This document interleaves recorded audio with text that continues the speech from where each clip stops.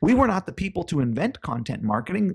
Johnson and Johnson and Dove created soap operas to engage when the first mass media besides newspaper came out, which was television, to engage housewives and sell them home products. I mean, the using content as a medium to engage someone and make an offer is it's one of the oldest ways of selling, and we've just transitioned it to online sales. Do you want to impact the world and still turn a profit? Then you're in the right place. Welcome to Growth Everywhere. This is the show where you'll find real conversations with real entrepreneurs. They'll share everything from their biggest struggle to the exact strategies they use on a daily basis. So if you're ready for a value-packed interview, listen on. Here's your host, Eric Sue.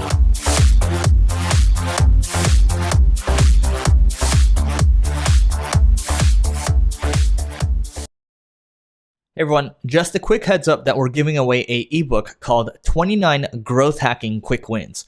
We co-authored this book with Matan Griffel of 1 Month, and it'll give you a solid base on where you can create growth ideas from. So all you need to do is text quick tips to 33444.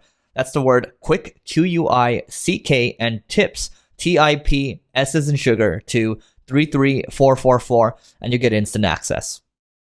All right, everyone. Today we have Ezra Firestone, who is the founder / creative director of Smart Marketer, which is an information hub for do-it-yourself entrepreneurs. He's also a partner in Boom by Cindy Joseph and the company's head of digital marketing. Ezra, how are you doing today? Hey, man, I'm doing great. Thanks for having me on the show. I'm happy to be here. Thanks for being here. So why don't you tell us a little bit about your background to start? I guess, are we talking personal or professional? Let's go a little personal and jump right into how it leads into professional. Sure. So I have a bit of an interesting story in that I grew up in an alternative lifestyle experiment, sort of a communal living type of situation. And my parents and this group that I grew up with teach courses on things like jealousy, money, possessions, communication, sensuality, all these things that come up when you're relating with other people. And so their sort of focus of their information is on how to have winning and profitable relationships, both across the gender line and just in general. And so that was a really interesting, and I went to public school and I wrestled and I had a completely normal life, except for other than when I went home, I didn't go home to two parents and a white picket fence. I went home to a group of people. It was just an interesting place to grow up. And so I had this background of information on how to be successful at communication, essentially. And since I've been marketing now online for about 10 years, and essentially what I've discovered is that marketing is communication at the end of the day. And if you are able to communicate effectively, you can sell more and you can engage people and you can move them to make decisions, towards your brand and product. So that's been kind of a cool little tie-in. Got it. Okay. So, I mean, let's talk a little bit about your success, because, I know you're known for your e-commerce. My friends talk about you, you speak a lot. So can you tell us about your success in e-commerce and any other, type of online marketing success? Sure. So right now I have sort of a permaculture business model in that I have this information blog, smartmarketer.com. And what we do there is we document what we're doing in our e-commerce businesses. So I've got a team of 20 folks. We're all virtual, and that's designers, developers, conversion rate optimization specialists, ads managers, customer support, strategy officers, the whole thing. And every one of those people I have personally brought up. They were not online before. They weren't people who worked in the industry. They were like friends and family and cousins. We can get into a whole other conversation about whether or not you should hire your friends and family, but I've built this team, and we do e-commerce. That's my background. I started selling Halloween wigs back in 2006. I was the #1 retailer of mullet wigs one year in America, which was kind of cool. And so I've seen e-commerce evolve from the drop shipping days, from the faceless e-commerce store days, to all the folks heading over to Amazon, selling private label products to people coming up with their own brands, from the SEO days to the PPC. And I've just sort of been in the industry long enough to see these ebbs and flows. And we kind of, I call it luck or timing or whatever you want to call it. But our first e-commerce brand, which I've now sold, did really, really well. And it was basically, mostly search engine optimization and Google AdWords. Back then, it was really easy to generate visibility using those two mediums. And so those were very successful. And now we do over $1 million a month in our e-commerce businesses, and Smart Marketer, the information publishing brand, does a couple million a year. So we've got several very successful businesses, and we have we're fortunate enough to engage with other entrepreneurs and business owners and share what's working for us and get to see what's going on in their businesses. So we've got a nice level of sort of insight into what's happening in our industry through folks in our mastermind. We've got people in our mastermind who are 7-figure, 8-figure retailers. So we kind of get to see the spectrum of what's happening in e-commerce and information marketing. Yeah. So there you go. Yeah. So it sounds like, obviously there's a ton of internet marketing content out there, but the fact is, you guys are out there actually implementing, you guys are sharing the actual templates on how to get this stuff done, right? Yeah, well, what we do is we're an information-only company on the Smart Marketer side. We don't do anything for anyone. We're not a services agency. And what we do is we document what's working for us, and then we share it. So we've got courses on how to do Pinterest advertising that include landing page templates, or courses on how to build a Shopify store that include a theme that's based on all of our split tests, or Facebook advertising courses, or customer retention and re-engagement automation sequences, or just whatever we're doing in our business. Courses on how to set up and sell on Amazon, because we also have Amazon brands as well. So we sort of just document what's working for us, and we share information, checklists, and templates with the community of folks who are interested. Got it. And how much do your courses, what does the pricing structure look like?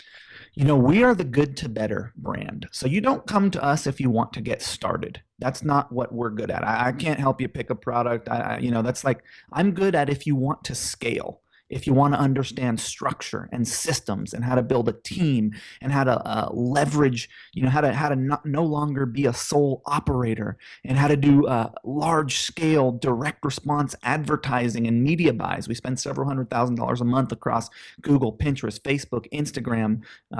So we are the good to better. So all of our stuff, we have a whole bunch of free stuff on the blog, like, free videos and free courses and stuff like that. And then once you engage with our paid courses, it's $1,000 or more. So we've got $1,500 courses and $4,000 courses, and we've got subscriptions, and we are now moving into software as a service, and we've got some recurring softwares that integrate with e-commerce stores and do different marketing things for them. So it's kind of our model. Awesome. And what do revenues and number of customers look like today?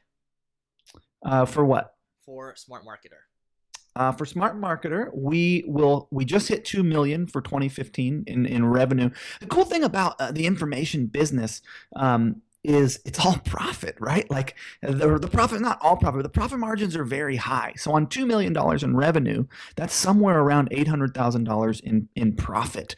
Now, again, a business comes down to the value that you provide. And so we have high dollar courses because they're worth that. And we also want to filter out people who are just getting started. That's not our specialty. Whereas if you look at like our e-commerce business, we'll do $1 million in a month in revenue and have about 150,000 in profit. So in order to get to that same $800,000 in profit, then we need 6 million, 7 million in revenue.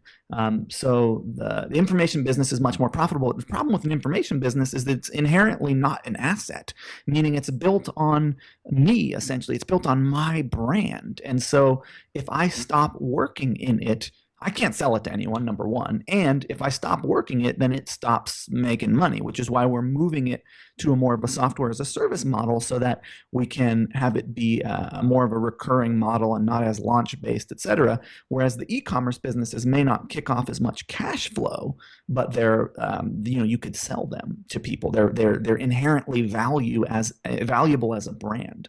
Got it. Okay, that makes sense. So it sounds like you guys are switching from the launch-based model, which a lot of info product marketers will do, and you guys are switching more to like a Lynda or Treehouse type of recurring model. Well, I would say of our 2 million in revenue, 500,000 comes from recurring subscriptions. So okay. It's maybe a little bit less, maybe like 480. So we have a level of subscription revenue that covers, team salary and stuff like that. But you say 75% of our revenue comes from launches. And so what we're looking to do on the information side is have it be a more of a sustainable model. And as far as I'm concerned, subscription revenue is sustainable. When you look at the multiples that a software as a service business, like my friend Clay Collins over at Lead Pages, I've watched him build this thing from the ground up. They're now at 170 employees with $20 million a year in recurring and $40 million in VC funding. And that business will get a 10 to 15 multiple because of that built-in monthly recurring customer base. Whereas you look at a traditional e-commerce store and you're getting a 3 multiple, right? Or you're looking at an information business like Smart Marketer and you're getting a 0 multiple, because there's no built-in, like that. The revenue is, I'm counting on my relationship with my subscribers to generate that revenue, which is why we're moving it more towards a subscription model so that it's less built on shaky ground. Got it. Makes sense. And for those of you that have not listened to the Clay Collins interview yet, that's just a few episodes back. He shares a lot of great conversion rate optimization tips. But yeah, and if I'm missing the numbers, my bad, Clay. Sorry, I think those are his numbers. I don't know. You're actually right on the number, so it's all good. Okay, so you are. I mean, my friend who does a couple million a year with his e-commerce store. He actually signed up for. I believe he signed up for your Mastermind. Can you explain how that works? Well, I think what he did actually was a one-on-one day with me. You're right. So like where I sat down, like what I'll do from time to time. We used to do a lot more of this, and then it became sort of less and less worth it, essentially. But I like to do it every now and again because it's fun to really get in there and work with someone and build a plan for their business. And I'll just like take a look at all their analytics and their store and where all their traffic is coming from and their pre-purchase sales funnels and their post-purchase sales funnels and their customer re-engagement sequences and their conversion rate optimization and their ad models and just everything. And then sit down with them for a day and say, okay, look here, here's what we should be doing, and sort of map out a plan of action for their business. And it's sort of a consulting thing. And generally what we'll do now if we're doing that is I have a partner who is he's on the board of these. He might be a great interview for you, actually. He's a really, really smart guy. And he's got his own blog. It's called nerdmarketing.com. He just rebranded it from his name. And he's like on the bench of these private equity firms. So they like pay him to sit on the bench. And when they acquire an e-commerce business, they bring him in to sort of, turn it around. And then he brings me in to help with that. So he does a lot of this type of consulting on a retainer for much larger companies, and that's sort of the model that we've kind of transitioned into, pivoted, if you want to use the parlance of our time. Okay, cool. So, all right. So one thing I really wanted to touch upon. I mean, I think last year at Traffic and Conversion Conference, I think you touched upon Pinterest ads. So one headline that really caught my eye was how you generated $41,000 in e-commerce sales off of $775 in Pinterest ad spend. So can you talk a little bit about that? Yes. Okay. That did happen, but I don't want to create unrealistic expectations for people, right? Pinterest ads had just launched. I mean, I'd waited like a year and a half. It just launched to the general public, right? They had let some Fortune 500 brands in to leverage that advertising source. And the beautiful thing about Pinterest advertising for a physical product retailer is that it combines contextual targeting with query-based targeting. So traditional targeting and traffic generation for physical products was all query-based. Someone types in a query on Google and you rank organically or you buy ads for it. I mean, that was the original source. And then there was Yahoo and Bing. And then there was comparison shopping engines like Price Grabber and The Find and Nextag and Google Shopping. And now there's Amazon. And those are all query-based, traffic, and that it's fantastic traffic because people are like in the buying process. They know what they want. They're looking for it. You can just show them the product, and you don't have to do a whole lot to make that sale. And Pinterest combines query-based with what we now do mostly. I'd say 80% of our traffic is now contextual, and contextual is where you're targeting people based on context. And what Facebook opened up for us, they were the first group about 7 years ago to have multi-data point contextual targeting. It used to be you could target someone based on context, but you only knew one piece of context about them, which is the website they were visiting. Hey, they're visiting a website about cats. You can show them an ad related to cats. Well, now we know how old they are, what gender they are, what device they're on, and sort of all these different data points that we can leverage to put a relevant message in front of a user who's not actually in a search. Well, on Pinterest, we're combining contextual traffic in that we know their age, we know their gender, we know their device and things like that, and we know what queries they typed in. And Pinterest has a really fantastic user base of like 80% of them, so 80% women, a very large percentage has over $100,000 a year in income. And so it's just a really great traffic source. Right now, there's about 180 million people on Pinterest for folks who sell products geared towards women, which we do. So we had the perfect market in that we sell cosmetics. And we hit Pinterest at the perfect time, because what happens with these ad sources when they launch is they're cheap to start. As they're rolling out the self-serve ad system, which is the advertising system that you get to use as a user, it's not like you're not using it through API or through a third-party service. You're actually engaging with their advertising system and building out ads yourself. And they don't have a lot of the sophisticated targeting tools like negative matching, getting rid of keywords that don't work, which they did just build in. Conversion tracking, even they didn't have. Retargeting and bulk editing and all these kind of things. And so they make the traffic really cheap. And then as they give you more and more abilities to hone in on your targeting, they raise the price of the traffic, because you're able to convert better because of you have more control over your targeting, essentially. And so even this has already started. Pinterest is twice as expensive as it was 9 months ago, 10 months ago. And we had a very amazing sales funnel that I'll tell you about, which is the only sales funnel that we use now, which was talked about at Traffic and Conversion Summit. We've been doing it for a couple of years now. And what that is when you're driving, tell me if I'm just rambling here. No, let's keep going. Okay, cool. So when you drive query-based traffic, you don't have to do a whole lot. You're like, hey, here's my product, buy it. Here's a picture of it. Here's a description of it. You were looking for it anyways. When you're driving contextual traffic, it requires more than that. You have to move someone from looking at a picture of their friend to making a buying decision. And the way that we do that is we send people to what's called a pre-sale engagement page, an article that engages them in a conversation about a topic or a problem that they're interested in that alludes to a solution that is our product. And so what happens is, instead of us being like, hey, buy my stuff, we're like, hey, check out this article. And then in the article, there's a transition into the conversation about a product. So it's like, hey, I had this experience. I had diabetes, and I started eating well, and it was amazing, and I feel so much better, and I used this particular supplement. And then they click the link for that supplement, and now they're chasing the offer, and then they go to the sales page. So we don't actually sell any supplements. I'm not into consumables. I don't really think most of the supplements that are being sold are any kind of good. I know it's the biggest market online. Everyone's selling supplements, but if you don't know what's in your stuff, then you shouldn't be selling it, first of all. But that's a whole other conversation. So we do is we've got like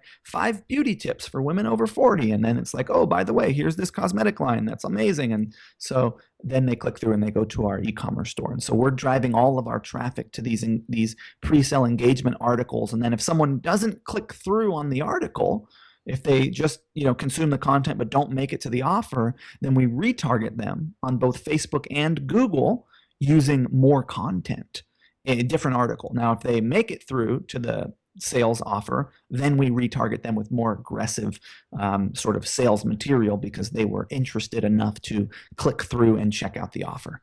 Yeah, this is really interesting, because I actually, the people from Digital Marketer talk about this all the time, but I actually was looking at LinkedIn the other day, and there's a sponsored ad from Braintree, the payments company that was acquired by PayPal, but they were driving traffic to a sponsored update on startups.co. So it was like a neutral website, not their property, right? And it was like, 3 mistakes startups need to avoid. And it was literally just a post that kept talking about, well, this startup, did well because they started using Braintree. And literally all the links in there were Braintree. I'm like, holy crap, that's what they're doing. And obviously, if they're spending on LinkedIn, they're spending a lot, and it's worth Yeah, it. it's expensive on LinkedIn. Totally. And like, I like to be a little less aggressive than that. Like it's, for example, software as a service, basically all you do is you market case studies. Hey, this is amazing. Look what happened to this business. They used our software and they, that sounds like just not even a case study, right? And with no specifics, no statistics, nothing. So case studies as pre-sale articles work really, really well for software. It's like the best kind of pre-sale engagement article that you can have is this person did social proof, right? This person did amazing. Try this. Now, the best kind of article that you can have for a product-based business is some person's experience. Hey, I'm Jane. I'm a makeup artist. I tried this thing on, blah, blah, blah. Like some person's personal experience and recommendation, before and after type thing, or the story of how this is what happened to me and this is how I got here. Like personal experience based articles, even personal experience before and after, personal experience tips articles, anything that's like a person's actual story is what works really, really well for product-based businesses. So what about those people that say, and there's always going to be the devil's advocate that says, why should I spend money on content when, it's going to drive the costs up and things like that? I mean, what is it going to drive the cost up? Because I'll bet you that if you don't have a super niche product, if you're not like selling English Bulldog collars and only targeting English Bulldog owners, that's the only way you can use contextual traffic to go straight to a sales offer, is if you have the most nichiest little thing there is. If you want to do any kind of scale, you have to get beyond query-based targeting. You can't scale query-based targeting. Google AdWords is too expensive for most people. Google Shopping requires you to have, 50 or 100 SKUs to make it work at any kind of volume. So what if you're just some guy like me who's got 8 SKUs? And you want to be able to use direct response advertising to generate visibility for your offer, you've got to be able to, and you don't want to have all your business be on Amazon where you don't even own the customers. It's just cash flow. It's like my smart marketer business. It's not a real asset. It's just you're just making money off of Amazon's customers. They can shut you down at any time. You've got to be able to drive contextual traffic, buy visibility, buy leads in a contextual setting, Facebook or Pinterest or Instagram, and turn them into customers. And in order to do that, you've got to have some kind of a sales funnel. And this is the best sales funnel we found. I mean, we were not the people to invent content marketing. Johnson & Johnson and Dove created soap operas to engage when the first mass media besides newspaper came out, which was television, to engage housewives and sell them home products. I mean, using content as a medium to engage someone and make an offer is it's one of the oldest ways of selling, and we've just transitioned it to online sales. And it makes sense, right? Because the fact is, you're building a relationship with somebody that doesn't even know who you are, right? That's right. And you're able to engage someone in a conversation about something that they're interested in. And I have a whole course on this, actually. It's called Pin Commerce, and it teaches how we did it on Pinterest. But what it teaches more in depth is the sales funnel, right? It's like I call it the chocolate-covered carrot. My wife hates that analogy. But essentially, the chocolate is Pinterest advertising. That's what people buy it for. But then I feed them the vegetables of, look, I'm going to teach you a direct response sales funnel that you can use to sell anything that you ever sell, from a local business to services to physical products to information to software. I mean, like if you can get this, like for example, take Boom, right, which is my cosmetic line. If you get one good article, if it costs you $100,000 and 2 years of your time in testing and tweaking to get one good pre-sale article, it's worth it, because one article can be worth $15 or $20 million a year to you, depending on how broad. I mean, maybe more. Well, that's just our scale. Depending on what kind of broad market offer. I like really broad market offers. I like offers that I can go out and target the entire United States of a certain gender and a certain age range. I mean, that's the kind of stuff I like to sell.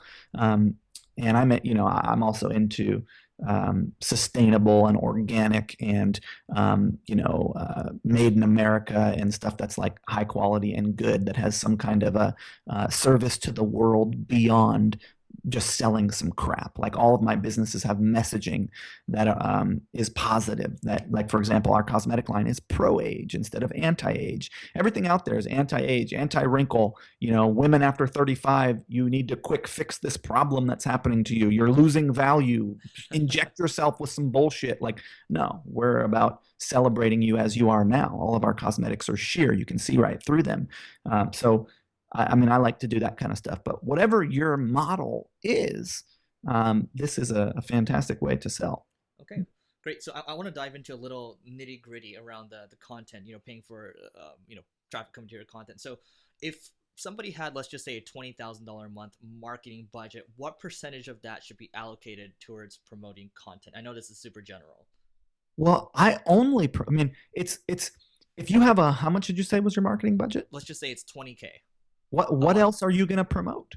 How else are you going to generate sales for your product, right? I'd say take that $20,000 a month and put all of it towards direct response advertising, right? Generating leads and sales. And if you figure I've got to generate leads and sales for my product, how can I do that? Well, maybe my product is relevant for query-based traffic on Google Shopping and Google AdWords. And if I can get profitable traffic there, then I'm going to spend my whole $20,000 there. But it's very, very likely that I can't get profitable traffic there, that Google AdWords is going to cost me $2 a click, that Google Shopping is not going to give me the kind of scale that I need, that the rest of the comparison shopping engines, Price Grabber, Next Tag, The Find, all that stuff is not going to give me the kind of scale that I need, that Amazon is going to be basically break even on ads. So I might take $5,000 and slap it towards query-based advertising, and I'd take the other 15 and I'd figure out a way to make a sales funnel work, even if that's not content amplification, although I think the sales funnel that's probably going to work is going to be some form of content amplification. But if you can figure out a different sales funnel, like enter your email address for a recipe ebook that then has an autoresponder sequence that upsells your juice or whatever, then fine.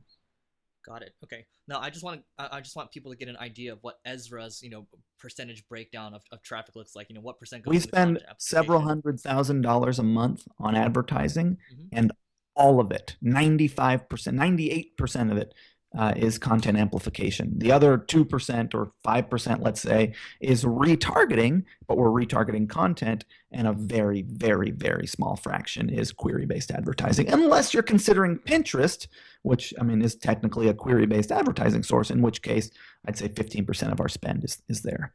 Okay. That makes sense. Now, I just want to set expectations for our audience too. They're like, oh yeah, let's do all this content amplification, but sometimes it takes a long time to get a It will funnel to take you work, a right? very long time. This is not easy, and the reason why no one teaches it or sells courses on it is because it's not an easy win. But it's it's like we're running a marathon here.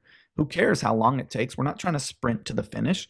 We're trying to show up and put slow and steady pressure on every day with a positive attitude and have a good time and not overwork ourselves and burn ourselves into the ground and come out with something that is profitable and sustainable. And the way to do that is to build a sales funnel. And I think the sales funnel that's going to work the best for you is going to be amplifying a piece of content that then leads to a sales page. And so, like I said, if that costs you 20 grand, 50 grand, 100 grand in a year or two of your life, then it's worth it. It's not a sprint, and you probably won't be successful on the first time out. But Right. And it's a couple months sometimes in some cases, right?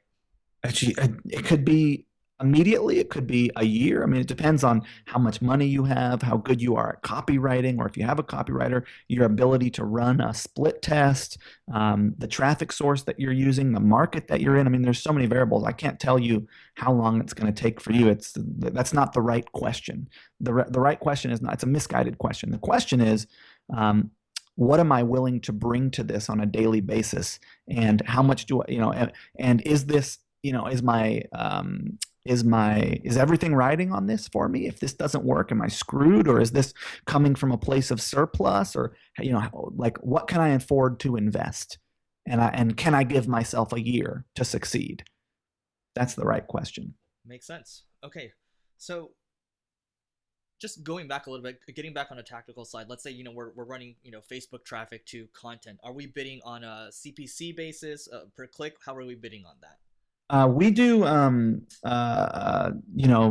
let Facebook do the bidding for us, and it's all on a cost per click basis. It's auction-based bidding, and Facebook, tries to get us the most clicks to our website. We just do clicks to website, and we drive traffic. One of our best placements right now is iPad only. Really fantastic placement. I would never run the right rail on Facebook. Those ads suck. We're getting killed in every market on the right rail. So we do desktop newsfeed, mobile newsfeed on the iPhones, and mobile newsfeed on the iPad. And we also do Instagram, mobile newsfeed, iPad and iPhone. Makes sense. And I mean, the cost per click can really range sometimes depending on the niche that you're in, right? I don't want people to just kind of shy away just because the cost per click is too high. It really depends, right? Yeah, well, it depends on your profit margin, your conversion rate, your lifetime customer value, your average order value. It's a science. Direct response advertising is a really in-depth thing. I just launched this thing that I call the Train Your Traffic Guy Boot Camp, because I think that you really can't make it relying on outsourcers to run your traffic, or to relying on agencies, because they've got 50 other people that they're trying to please, and they can't really put the attention on your campaigns, and so they're hiring some intern who's never done this before. And so what you really ought to do is either yourself become an expert at driving visibility through paid mediums, or hire someone who's going to be on your team and do that. And I have a mastermind of a bunch of 6 and 7 and 8-figure e-commerce business owners who all are like, look, we need the ability to have traffic in-house. So how do you do it? And so I was creating training for my mastermind group, and so I ended up launching a boot camp where you come down and hang out with us for 3 days, and we train you, or you and your traffic person, to the process of generating visibility and optimizing direct response campaigns on Pinterest, Google, and Facebook. And essentially it's not the platform, it's the process that you use of optimization of when do you switch out your ad creative, and how do you build your targeting groups, and what kind of sales funnels do you use, and how do you track and tweak, and all that kind of stuff. Got it. Okay.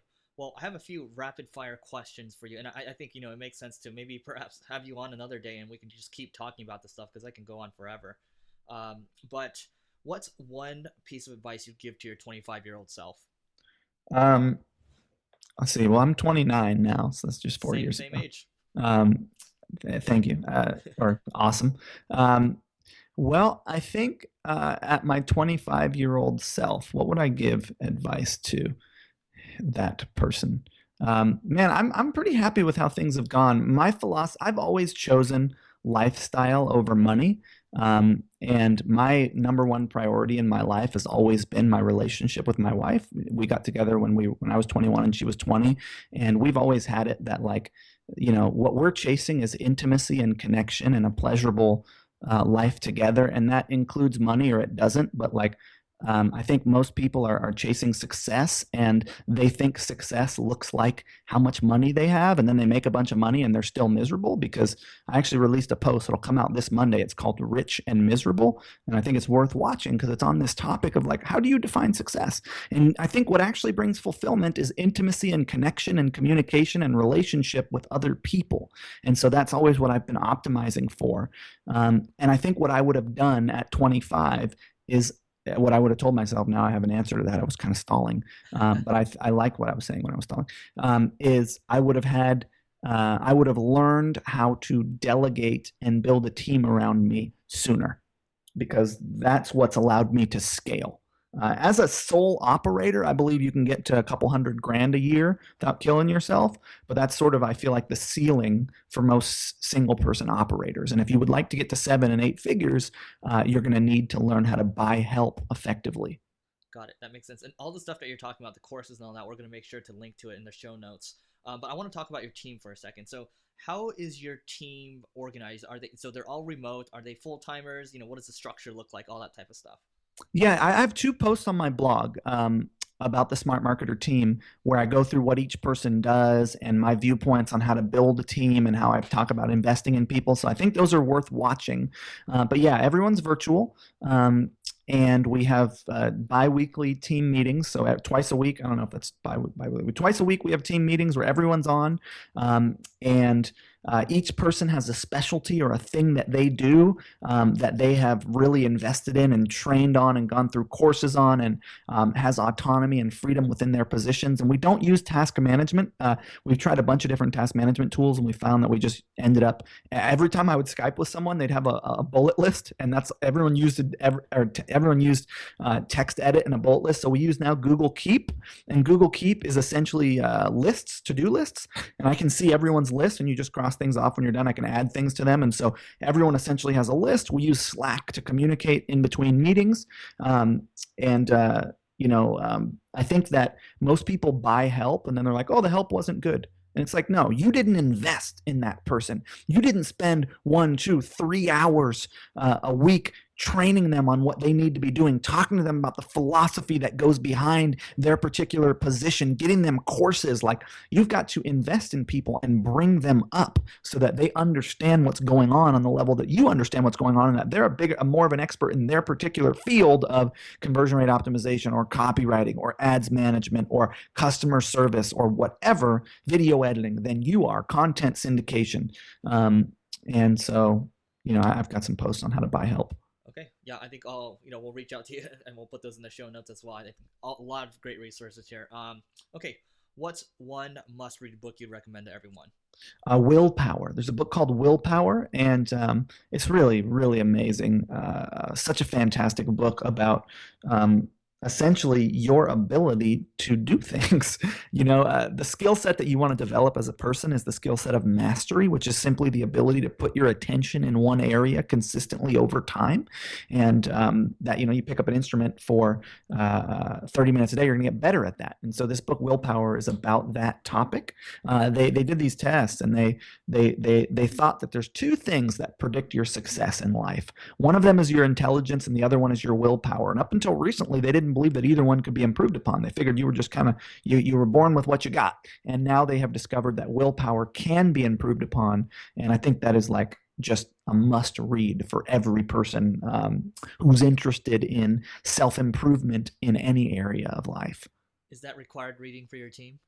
Yeah, everyone's read that. That's what I felt. Okay. All right. Now, let's say it's an ideal day. I know there's stuff that flies around all the time, but in an ideal day for Ezra, how would that look? My job is to hold the vision behind what we are doing and to hold people accountable for doing the things that they should be doing. I don't really do much operations anymore. I just figure out what needs to be done and then tell people to do it and then check in on how they're doing. And to keep people inspired and motivated. It's interesting when you get out of the role of operations, and I've been out of it for some time now, you start to feel like, what am I even doing? You're not doing anything, but you are. You're holding the most important role, which is the vision, and you are the logs on the fire. You're keeping things burning, and the fire is what's actually making stuff happen. And so, and for Smart Marketer, I do a lot. I obviously create the content because it's me, and I write the sales webinars, and so I do a lot of content creation these days, and then general strategy with individual team members. Like, I'll talk to my ads manager every night about what we're doing on the ad side. Hey, why don't we test this? Or, well, what happened here? So I'm doing a lot of being the person that is bounced off of for strategic decision making in any given role. What split test should we be running next? Oh, why do you think we should do that? Devil's advocate style. And that's really not where most people are. I've got a team of 20 people, so that you may not be there, and that's okay. But what I would recommend doing is picking an area of focus and becoming the best in the world at it. And I would recommend starting with the ability to buy traffic, and that could be Facebook ads or whatever you want. But become the best at something. I think that would be my suggestion for folks who are just getting in the game, or who have maybe a 6-figure business and want to go to 7 figures. Got it. I can't wait to buy Ezra's book on management. It sounds like it'd be a good one. Thanks, man. Oh, dude, I actually have an outline for a book. Maybe I should include some topics on management in there. It's more about sort of I have a podcast called Think, Act, Get. What you think determines how you act, which results in what you get. And it's all about mindset and sort of what's behind how you operate in the world. And the book is more in that vein, although it does also include a specific strategy for growth in business, because that's what sells, right? It's a chocolate covered carrot. Again, people want to buy how to grow their business, but what you actually have to teach them is how to be a better person, and then that is what ultimately allows them to grow their business. And what I mean by better person is more deliberate person, not like they're a bad person and they can become a good person. But anyways, yeah, well said. I think there's just so much knowledge that's been dropped here. I can't wait to link to all of this in the show notes. But Ezra, what's the best way for people to find you online? You can find me at smartmarketer.com. That's my blog. You can check out thinkactget.com. Those would be the two places to get in touch. Awesome. Great. Everyone, this is Ezra Firestone. Make sure you check out all his stuff. We'll drop it in the show notes, like I said. But thanks again, Ezra. Thank you. Happy to be here. Thanks for listening. All right. Hey everyone, just a quick heads up that we're giving away a ebook called 29 Growth Hacking Quick Wins. We co-authored this book with Matan Griffel of 1 Month, and it'll give you a solid base on where you can create growth ideas from. So all you need to do is text quick tips to 33444. That's the word quick, Q-U-I-C-K, and tips, T-I-P, S as in sugar, to 33444, and you get instant access.